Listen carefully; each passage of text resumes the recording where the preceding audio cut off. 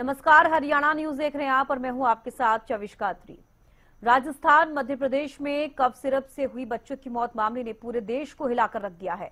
कल्पना भी नहीं की जा सकती कि जिस सिरप को हम खांसी जुकाम को ठीक कर देने वाला सिरप समझते हैं वो हमारी जान भी ले सकता है। देश के कुछ राज्यों में ऐसा ही हुआ है जहां बच्चों को खांसी जुकाम होने पर कफ सिरप दिया गया और उसके बाद जो हुआ वो सबके सामने है। ऐसा भी नहीं है कि इन कफ सिरप को बिना जांच के लिए बाजारों में भेजा जाता है।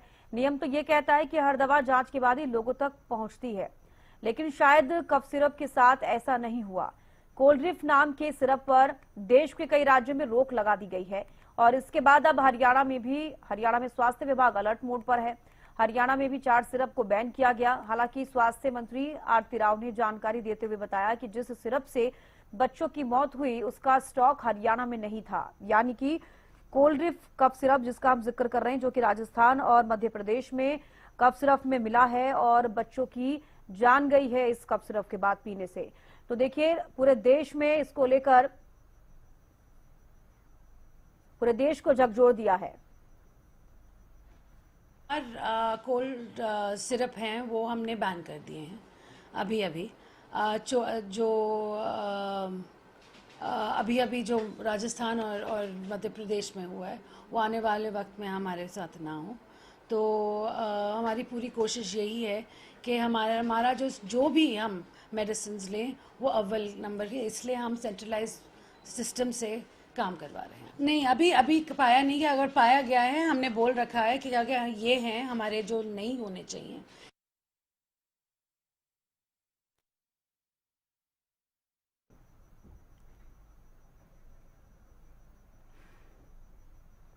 राजेंद्र दहिया, ब्यूरो चीफ फरीदाबाद से हमारे साथ लाइव जुड़ गए हैं। राजेंद्र, सबसे पहले मैं ये जानना चाहूंगी कि कोल्ड्रिफ कफ सिरप से बच्चों की जान जा रही है। राजस्थान का जिक्र करें, मध्य प्रदेश का जिक्र करें, पूरे देश में हलचल मची हुई है इसी कफ सिरप से। लेकिन खासतौर पर अब हरियाणा का जिक्र किया जाए, स्वास्थ्य विभाग काफी अलर्ट मोड पर है और इसको लेकर चेकिंग भी की जा रही है। क्या कुछ ज्यादा जानकारी? तो इसका बिल्कुल मैं आपको बता दूं, जिस तरीके से दूध आधारित दूध आधारित 2 दर्जन से ज्यादा प्रतिबंधित कर दिया गया है और जगह जगह छापेमारी भी की जा रही है। फरीदाबाद की अगर बात करते हैं तो फरीदाबाद में भी 6 मेडिकल स्टोरों से जो है कफ सिरप है उनके सैंपल लिए गए हैं और कई कंपनियों के कफ सिरपों के भी जो है सैंपल भरे गए हैं।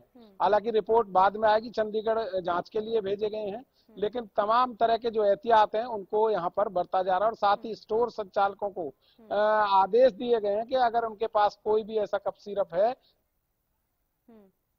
और साथ ही जो अगर फरीदाबाद की हम बात करते हैं तो यहाँ पर 3500 के करीबन मेडिकल स्टोर हैं और जबकि थोक विक्रेता 1000 से ज्यादा है। उन तमाम लोगों को यहाँ पर सूचना जो ड्रग विभाग की तरफ से दी गई है कि वो इस तरह के सिरप है तो तुरंत सूचना उनको दें और उनको जो है यहाँ पर जमा कराएं। साथ ही इसको कहीं ना कहीं जो पूरा ब्यौरा है वो उनको देना है। लेकिन यहाँ पर बताया ये जा रहा है कि जो सिरप से जान गई है वो यहाँ फरीदाबाद में है ही नहीं। और कहीं ना कहीं इसका जो फरीदाबाद की अगर बात करें तो फरीदाबाद में वो सिरप कहीं भी उपलब्ध नहीं है। हालांकि लगातार जांच भी की जा रही है और स्वास्थ्य विभाग ने भी आदेश जारी किया कि कोई भी दवाई अगर आप लेते हैं तो पहले डॉक्टर से परामर्श लें और परामर्श के बाद ही जो दवाई स्टोर में लेकर आ सकते हैं।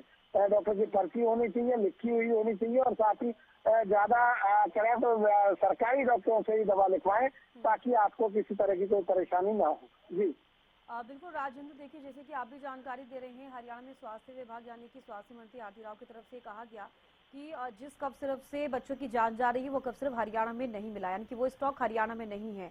लेकिन उसके बावजूद आप बता रहे हैं कि कुछ कफ सिरप ऐसे हैं जिनको जांच के लिए भेजा गया, जिनके सैंपल के लिए जांच के लिए भेजा गया। कौन कौन से वो कफ सिरप है, इसको लेकर आपके पास कोई जानकारी? 6 जगह से स्टोर संचालकों के पास से वो जो सैंपल है वो लिए गए हैं और 4 कंपनियों के सैंपल लिए गए हैं, लेकिन वो जांच के बाद ही तय हो पाएगा कि वो सही है या उनमें भी कुछ गड़बड़ी है। हालांकि नाम की बात करें तो नाम यहाँ पर अभी डिस्क्लोज नहीं किए गए हैं। जो ड्रग विभाग की टीम है उन्होंने ये सैंपल भरे हैं। केवल इतना ब्यौरा यहाँ पर दिया गया कि 6 स्टोर संचालकों के यहाँ से वो सैंपल भरे गए और 4 दवा कंपनियों के यहाँ से वो सैंपल भरे गए। तमाम सैंपल जो है चंडीगढ़ जांच के लिए लैब में भेजे गए हैं और जब लैब से वो रिपोर्ट आएगी तो उसी के आधार पर आगे की कार्रवाई की जाएगी। जी तनुष्का। और बिल्कुल ऐसी भी जानकारी है कि 4 कफ सिरप ऐसे हैं हरियाणा में जिनको बैन भी किया गया है। क्या उसको लेकर कोई जानकारी, क्या उनके नाम सामने आए हैं? कौन कौन से कफ सिरप हैं राजेंद्र? देखिए ये वही 4 कफ सिरप है जिनकी वजह से बच्चों की जान गई है और उन तमाम जो कफ सिरप है उनको यहाँ पर बैन कर दिया गया। हालांकि उनकी उपलब्धता यहाँ पर नहीं है, ऐसा दावा भी किया जा रहा है।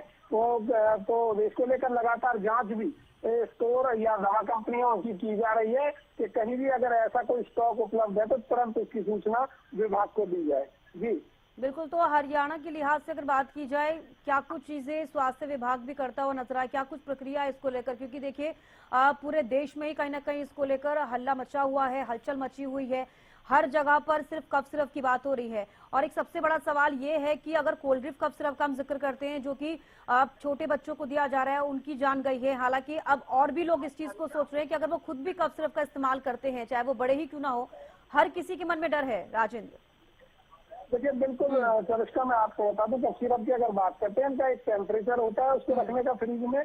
अगर उस टेम्परेचर से बाहर भी इसको रख देते हैं तो भी वो जहरीला होने की संभावना रहती है। साथ ही जो डेट वगैरह है वो भी देखनी चाहिए और इसके अलावा तमाम तरह की जो बातें हैं उनको भी यहाँ पर उनकी अनुपालना हो, इसको लेकर भी छापेमारी की जा रही है। क्योंकि कई लोग स्टोर संचालक हैं जो दवा लाकर रख देते हैं लेकिन उसका जो टेम्परेचर है वो मेंटेन नहीं हो पाता है। इन तमाम चीजों का ख्याल रखा जाए, इसको लेकर भी जांच की जा रही है। और साथ ही मैं आपको बता दूं कि कहीं भी अगर सूचना मिलती है तो तुरंत ड्रग विभाग भी उस पर कार्रवाई करने के लिए पहुंच रहा है। लेकिन अभी तक ऐसा कोई मामला यहाँ पर सामने नहीं आया ना कि जो 10 सैंपल जो भेजे गए हैं उनकी रिपोर्ट आने के बाद ही साफ हो पाएगा कि आखिर उनमें कोई जहरीला पदार्थ तो नहीं था जिसकी वजह से किसी को नुकसान हो सकता है। जी बिल्कुल राजेंद्र, हमने देखा कि जिस वक्त ये खबर सामने आई कोल्ड ड्रिंक को लेकर, बच्चों की मौत के मामले सामने आए, उसके बाद से तमाम राज्यों में जो स्वास्थ्य विभाग है काफी अलर्ट मोड पर है।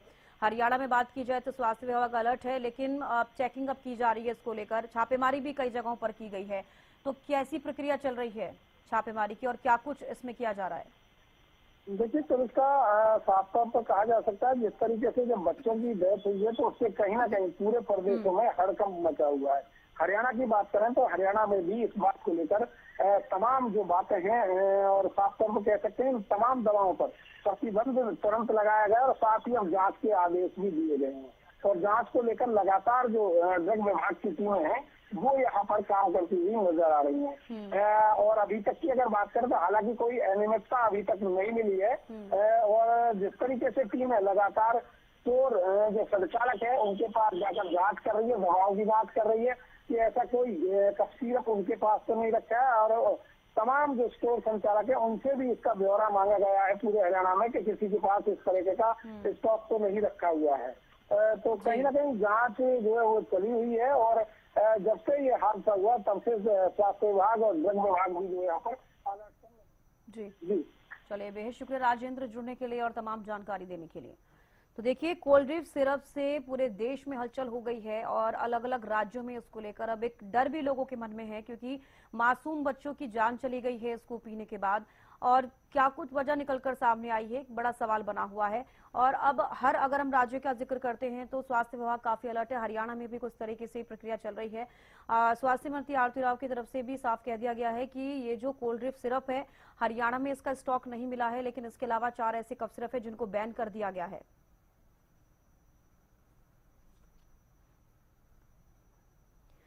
डॉक्टर सतवीर चौधरी पूर्व डीजी हेल्थ हमारे साथ जुड़ गए हैं। डॉक्टर सतवीर जी, बहुत बहुत स्वागत है आपका हरियाणा न्यूज पर। बहुत बहुत धन्यवाद चमिष्का जी।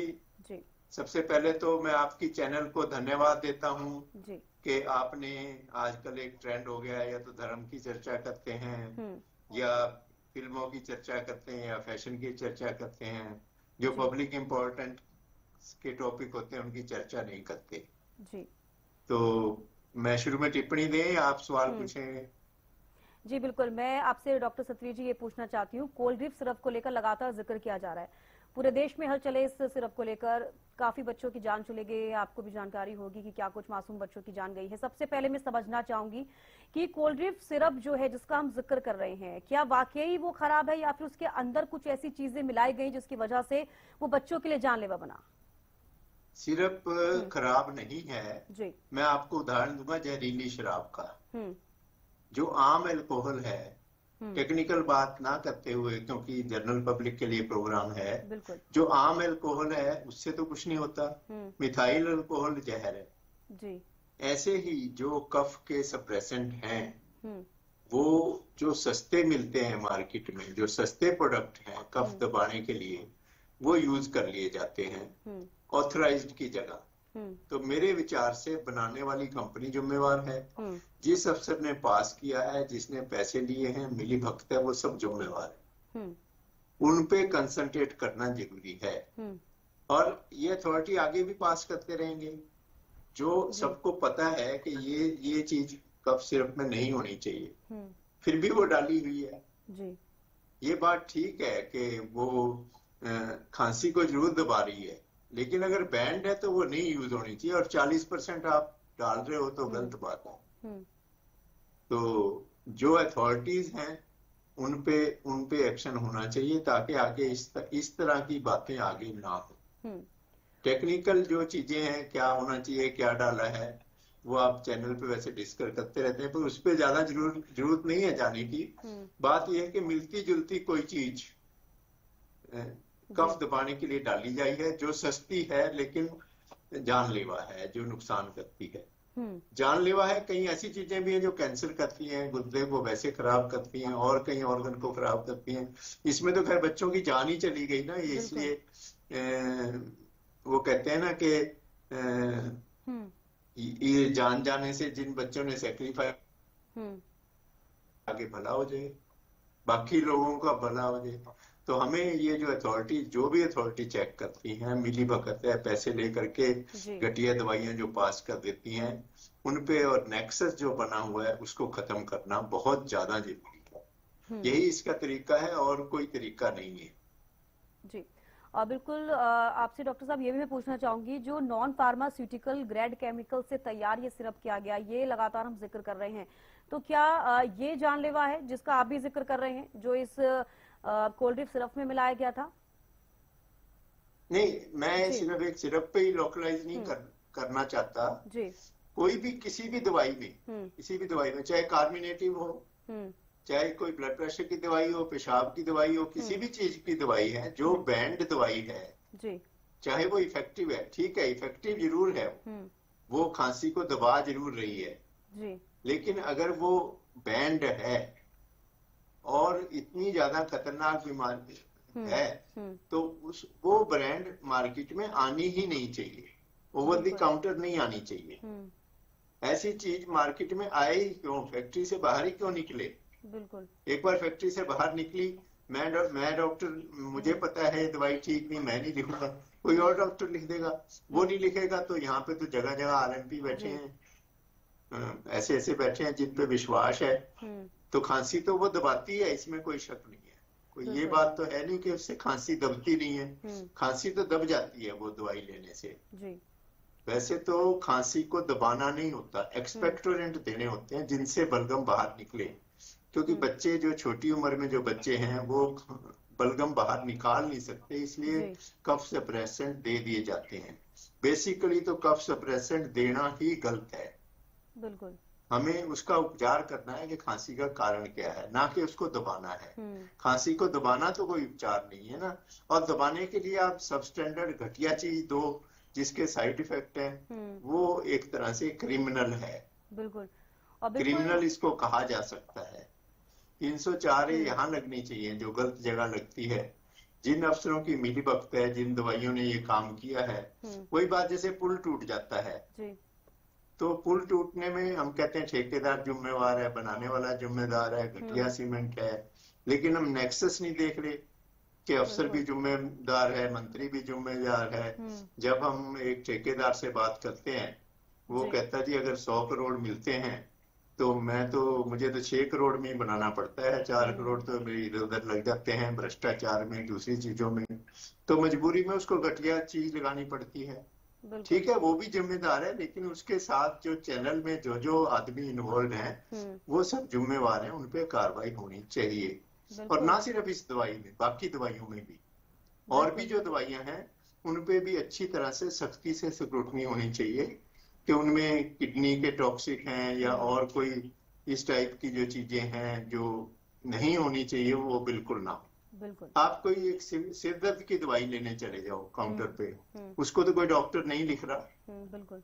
अगर कोई ऐसी दवाई दी जा रही है जो बैंड है, जिसका साइड इफेक्ट है, चाहे वो सिर दर्द के लिए दी जा रही है या सिंपल सी कार्मिनेटिव या हाजमे की दवाई दी जा रही है, तो इस टाइप की जो भी दवाइयां दी जा रही हैं, इसी तरह एक मार्केट है बाल काले करने के, बदन गोरा करने का, इस टाइप की दवाइयां जो दी जा रही हैं, वो दवाइयां भी अगर बैंड हैं तो गलत। और बिल्कुल अगर जो दवाइयां बैन की गई हैं उनको, बिल्कुल आप सही कह रहे हैं डॉक्टर सतवीर जी, कि जो बैन की गई हैं अगर उनका इस्तेमाल किया जा रहा है, लोग उन्हें खरीद रहे हैं, तो उन पर कार्रवाई होनी चाहिए। और इसके अलावा मैं ये भी अपील लोगों से करूंगी कि आपको भी सोच समझ कर दवाइयां खरीदनी चाहिए, बिना डॉक्टर के प्रिस्क्रिप्शन के आप कोई दवाई न ले जिससे कि आपको कोई नुकसान ना हो। बेहद शुक्रिया डॉक्टर सतवीर जी, आप जुड़े। और नहीं, मैं दोबारा स्ट्रेस करना चाहता हूँ, फैक्ट्री से बाहर ही नहीं निकलनी चाहिए। बिल्कुल बिल्कुल बिल्कुल, फैक्ट्री से बाहर ही नहीं निकलनी चाहिए और इसी को लेकर इस पर संज्ञान भी लेना चाहिए, कार्रवाई होनी चाहिए जो लोग इस तरीके से चीजें करें। बेहद बहुत बहुत धन्यवाद, बहुत बहुत धन्यवाद, थैंक यू। तो देखिए, आपको बता दें कि जो कोल्ड ड्रिप सिरप है जिसको फिलहाल अब बैन किया गया है क्योंकि उससे कई मासूम बच्चों की जान चली गई है। हालांकि हरियाणा में भी स्वास्थ्य विभाग अब अलर्ट मोड पर है और 4 ऐसी कफ सिरप हैं जिनको बैन किया गया है फिलहाल।